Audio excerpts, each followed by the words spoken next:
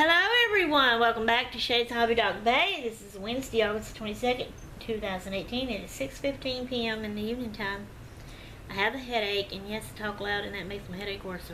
But I don't know how to do and be any other way. Sorry. Okay, this is another booktube video.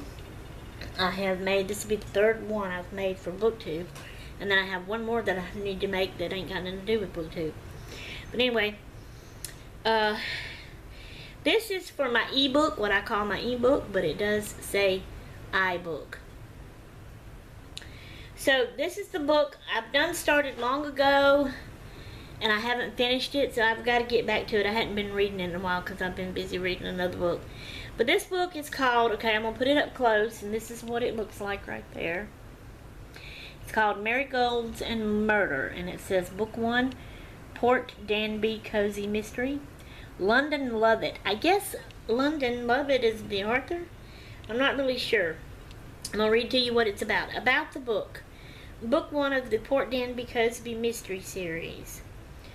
Lacey Pinkerton has left behind a six-figure job and her reputation as the $1 Million Nose, a nickname her super sense of smell earned her within the perfume industry, with her pet crow, Kingston, and a tabby cat named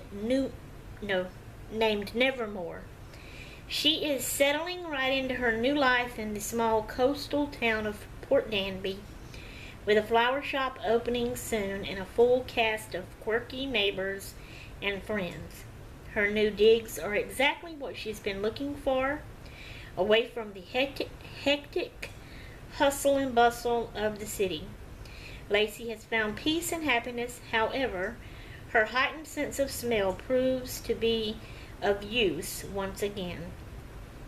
When a Port Danby neighbor turns up dead, Lacey finds herself caught up in an unexpected murder investigation alongside the handsome local detective James Briggs. She's determined to find the killer and solve the murder mystery before any more bodies turn up.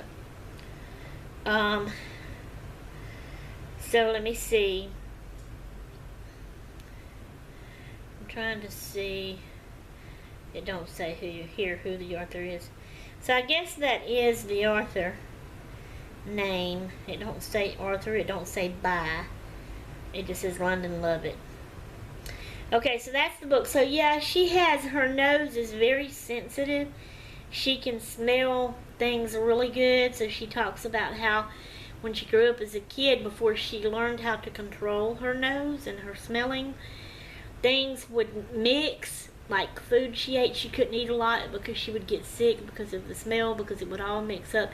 And you know, since I started reading that book about that, my mama has a very strong sense of smell. She can smell things from a mile away, seems like, that we all can't. We're puzzled about and we can't smell. So she talks about this being born with it, and it's called something. It is a thing like a doctor can diagnose you with or whatever. So I'm thinking and wondering, maybe my mama's got that. Anyway, she smells things. I mean, and she can tell you what it is, you know. So she smelled poison on the dead body she found and all this kind of stuff. And like I said, you heard it read, she's opening up a flower shop, so she's going to end up helping solve this mystery. And she's got a pet crow that lives in a cage in her house, but she lets him out. He flies around in the house. She even lets him outside. Like, she has a bike. She rides her bike to her store. The bird will fly to the store from her house and fly around, and if she stops and talks to anybody at their house or whatever, or like this mystery thing she's working on, the bird, you know, will sit up in a tree and wait for her, or go flying off, and she won't see him, and she'll wonder where he's at, wonder if he went back home, if he'll be on the porch when she gets there. Sometimes he is, sometimes he comes in later. I think that's so neat. It's not a store-bought bird, you know. It's like a parrot or a parakeet, you know, or one of those kind. It's an actual, what they call it, a crow. It's a wild crow. I think that she found it was hurt, and she brought it back to life, and I think she tried to let it go, but it didn't want to. It kept coming back to her, so it became her pet. And I think that's cool. So anyway, that's this book that I'm reading on currently. That's my ebook. I read it late at night in the bed with the light on.